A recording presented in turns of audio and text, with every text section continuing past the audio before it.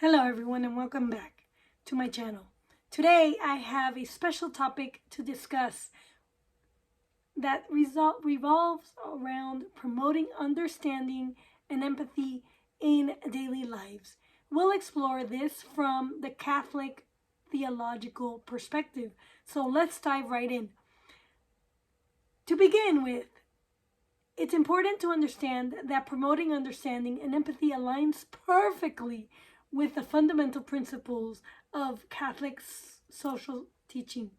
These teachings guide us in living a life rooted in love, compassion, and justice, just as much like the lessons that Jesus Christ taught.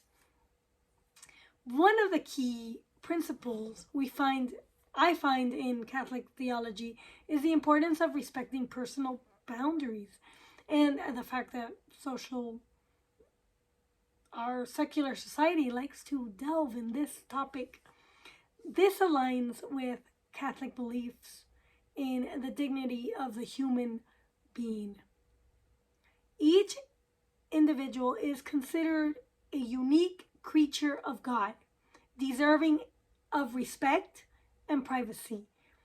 Respecting these boundaries acknowledges the autonomy of each person and the importance of consent in our interactions with them. So here's where your spamming and your email spams and your asking whether you can email people comes in. However, I find this interesting because I don't think people really understand personal boundaries and the difference between online and real world. And while online, you really are private, and you should be private unless you have the government spying on you, like some people like to say. And so when you send an email, you're not really interfering in somebody's boundary because they could delete that email. However, where it's a concern is in real world, face-to-face interactions. You know, respecting personal boundaries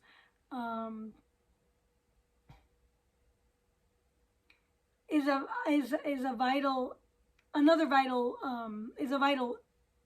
thing. But another virtue is active listening, and by actively listening to one another, we demonstrate that we care and empathize for their experiences and feelings. This virtue aligns perfectly with the command of Jesus, love your neighbor as yourself, Matthew 22:39. It's about being present and genuinely interested in what others have to say. And let me tell you, I'm always present in what other people have to say. But I find it really hard that most people are not present and actively interested in what I have to say. And that bothers me, and it makes me really sad. So this is why I have ventured onto YouTube, because I'm just going to get my voice out. I'm just going to get out what I need to say and forget about it. So I could live my life and I could be active with other people and not have to worry about them, about putting my thoughts into it.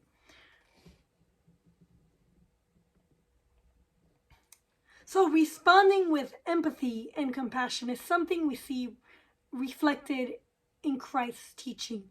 His example of compassionate ministry, as illustrated in the parable of the Good Samaritan, Luke 10:25-37, teaches us the importance of showing mercy and kindness to those in need. And this is by an individual thing, not the government. So when engaging in sensitive discussions, which I often seemingly engage in, and I push buttons in that realm, I apologize for this. It's important to seek permission before delving into these topics. And the way I do it, I'll let you know in a minute.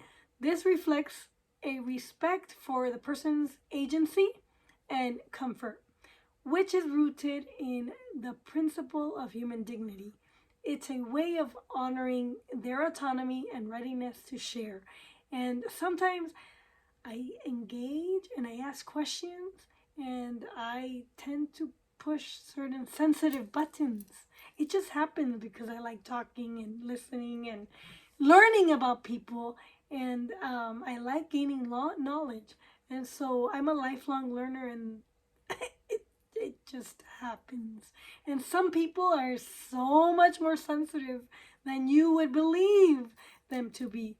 And so some people, it's like walking on eggshells. And you're like, yeah, I'm going to push a button. Oh, no, I'm going to push a button with this person. And I'm going crazy because I just, some people you don't know how to handle. And so recognizing and respecting diverse perspectives is essential in Catholic theology.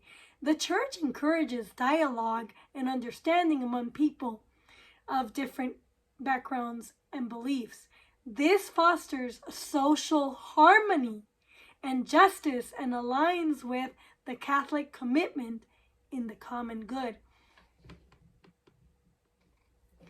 Finally, self-reflection, which I am all about, is encouraged in Catholic theology.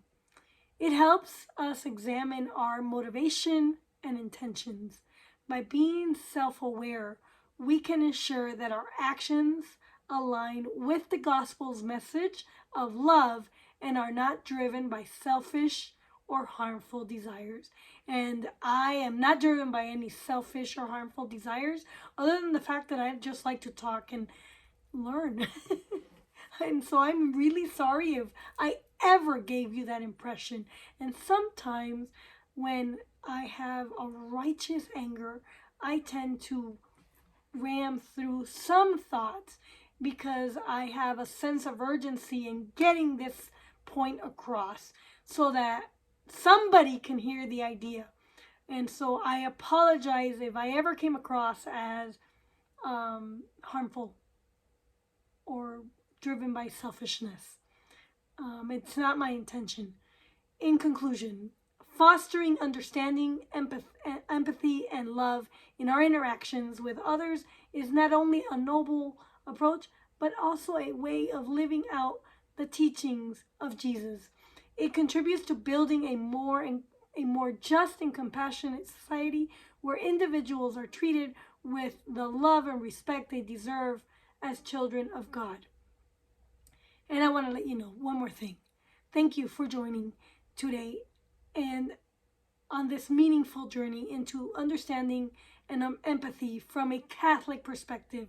I hope you found this discussion enlightening and inspiring. If you did, please don't forget to like and subscribe and share this video for our channel so that we can engage and have more thoughtful content.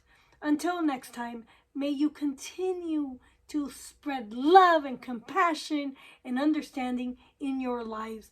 Take care and God bless you.